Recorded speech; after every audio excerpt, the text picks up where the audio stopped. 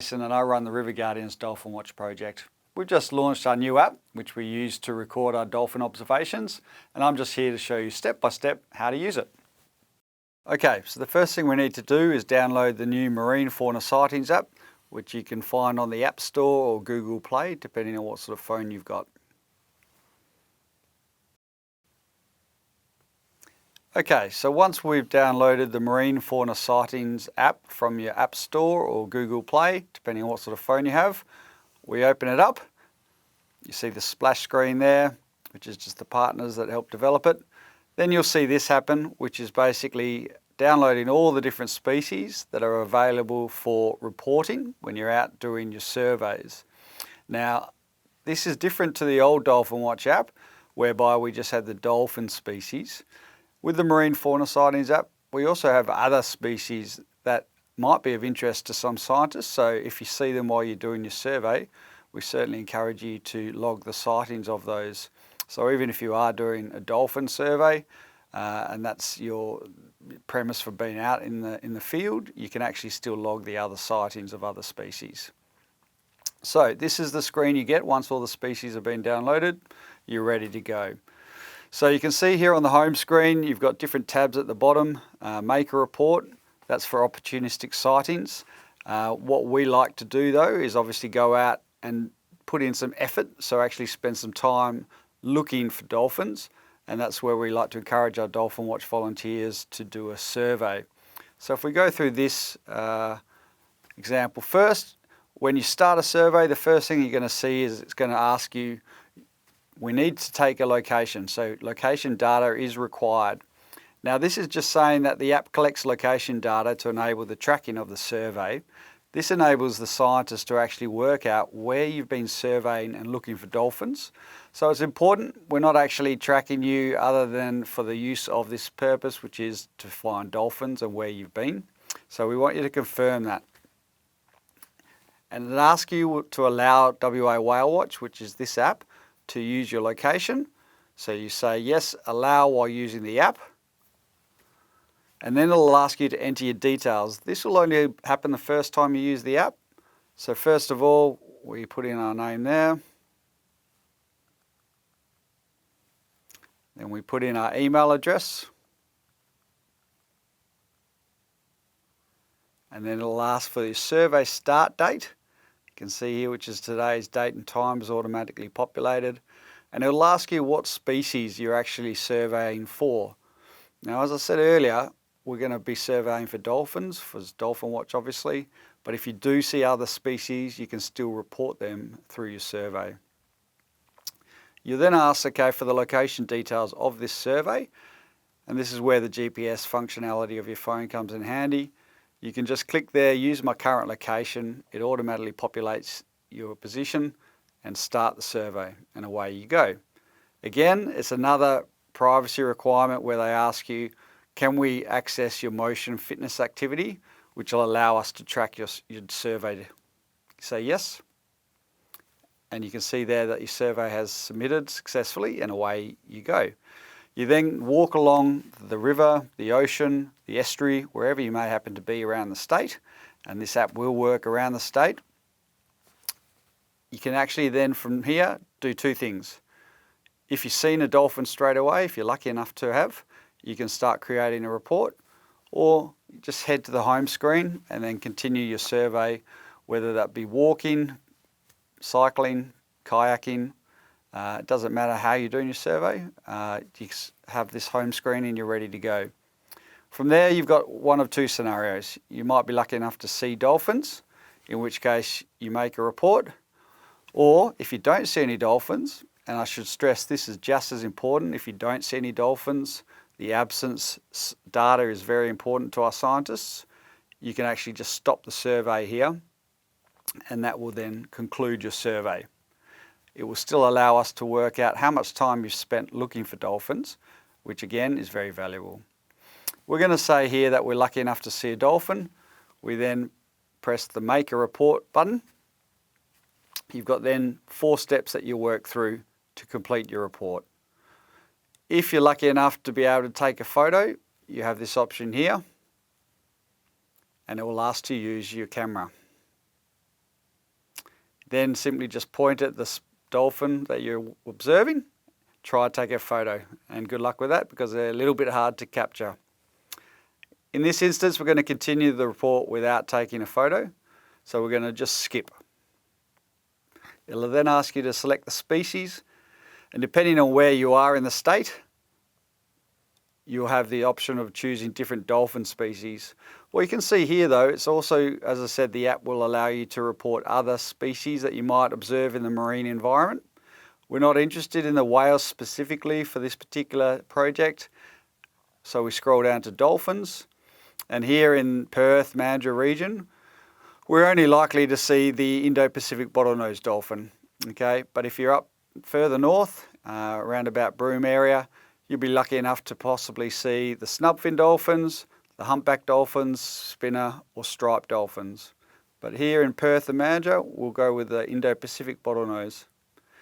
It'll then ask you to confirm your species selection, yes, and click next.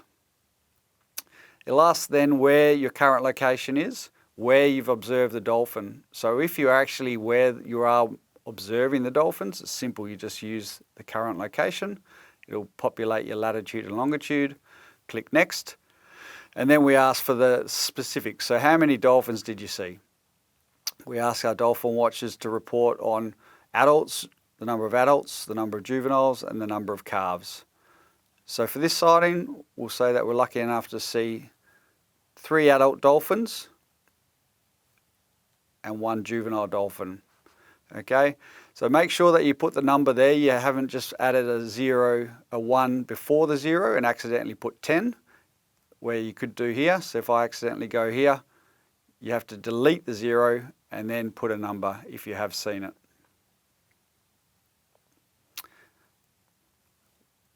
We then ask you to report what behaviour you've observed. And if you're not too sure, don't be afraid to just click unknown.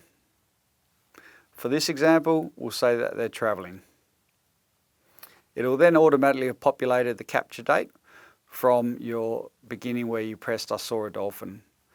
This is where you have the opportunity to add extra data, the comment field. And this is really important for our scientists. They love to have this extra data. So we might say today it was a sunny day, not much wind, and if you are lucky enough to have a copy of the fin book with you and you're able to identify the dolphins that you saw, or you think you might know who they are, you might have a go at saying one of the adult dolphins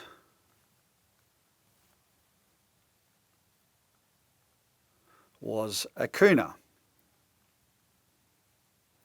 Now, it's also really helpful for us scientists if you actually say how long you were observing the dolphins as well. So you might say sighting started at 1:20 p.m. and finished at whatever time you finished observing them. So for this purpose, we'll say it's 2 minutes, 1:22 p.m. Okay, so that extra data is really helpful. It'll then obviously just reinforce or validate your details there. And that's a simple report. You press submit and it's done. Okay, this is what comes up if you're not connected to the internet, and it'll say your report cannot be submitted. You can actually then have the 2 options of trying again or save it for now, and we'll try reload it later. You can see you go back to the home screen here and the survey is still in progress. Now obviously this will continue until you finish your survey, and to do that we simply press the stop the survey button. It will then obviously again say your details and when the survey started and actually what time it finished, and again just confirms the category of survey that you were doing. In this instance we were looking for dolphins. It'll ask you to confirm your location details. If it's where you are, just use your current location. You can see again your latitude, longitude are populated. Then simply stop the survey. You get the confirmation screen saying that it has stopped successfully, and away you go back to the home screen, and that completes your first survey. Okay, We then have the option, say we don't have time to undertake a survey, or we haven't actually specifically gone out to take a survey. You can just do an opportunistic sighting. So for example, if I just happen to be in a car in the passenger seat and we're driving along the river and I see a dolphin, this is where you might grab your phone and say, hey, I just saw a dolphin, I'm going to just quickly log this. So you just simply press make a report. We're going to skip the photo because we're driving. We're just going to go, okay, what did I see? I know I'm in Perth, so I know the only dolphin I saw was the Indo-Pacific bottlenose dolphin. Yes. If you're quick enough, you can use my current location to get your latitude, longitude position. However, if you do it retrospectively, if you do it retrospectively and you've already moved past where you saw the dolphin, you can actually use this functionality, which is to use the map and geolocate where you saw the dolphin. So here, you simply put your finger on, or thumb, on the blue marker and move it to the part of the river where you saw the dolphin. Okay, so this is obviously a handy tool which allows you to report after the fact.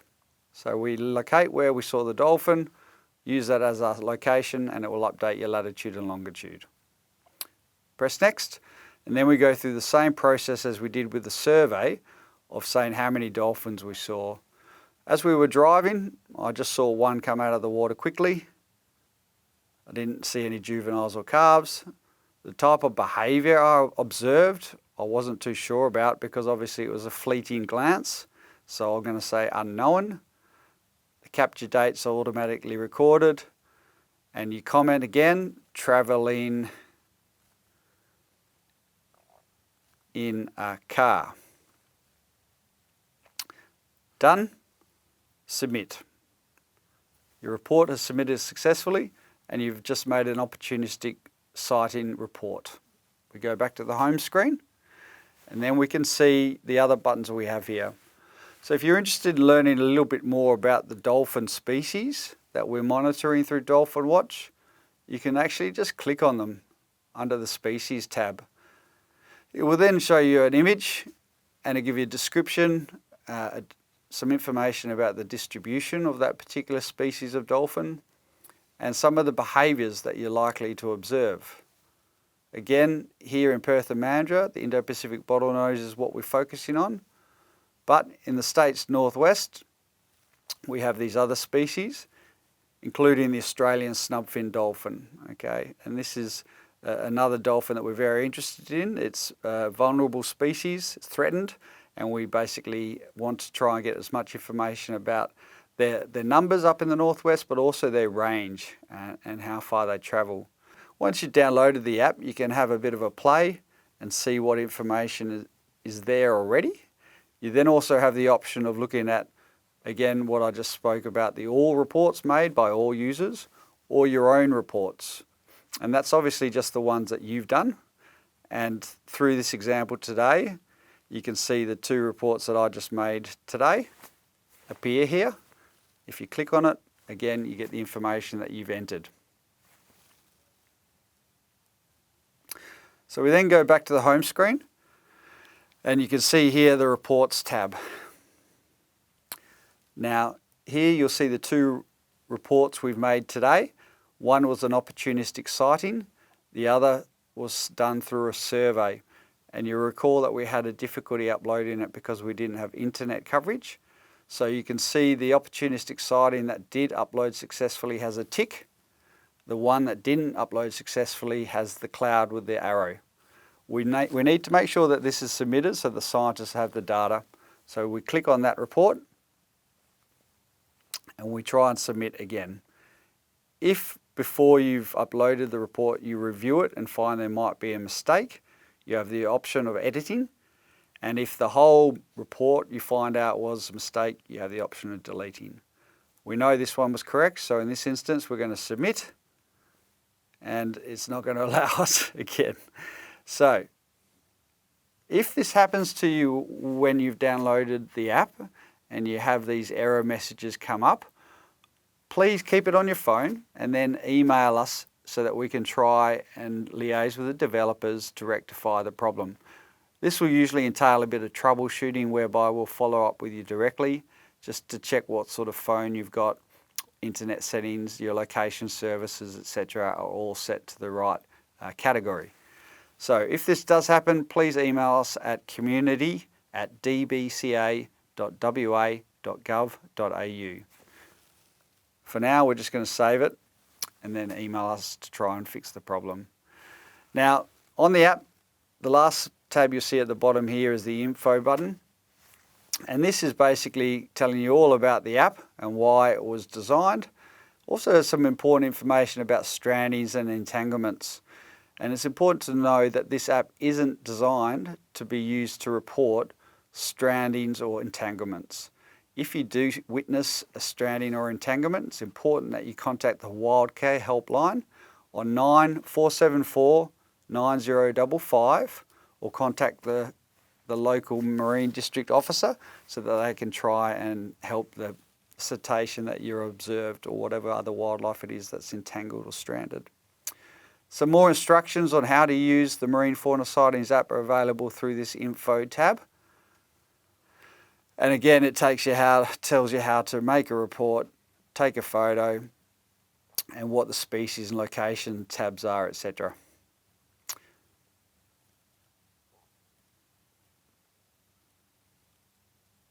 Okay, so at the bottom you'll see some extra information on the departments that have helped develop the app, and the two departments are Department of Primary Industries and Regional Development, and they've collaborated with ourselves, the Department of Biodiversity, Conservation and Attractions.